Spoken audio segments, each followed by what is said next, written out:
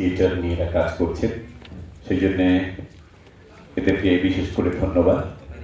আর বলার বিশেষ কিছু নেই, আমরা যারা থিয়েটার করার চেষ্টা করছি একটা সংকটের ভেতর দিয়ে সত্যিই যাচ্ছি, দর্শক সংকট এই সমস্ত জায়গায়।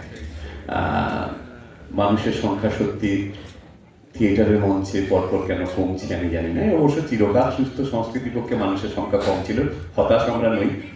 আর আমরা এসেছি দক্ষিণ 24 পরগনা থেকে, সাগর মেলা হয় মানে কাকদ্বীপের থেকে আমরা এসেছি।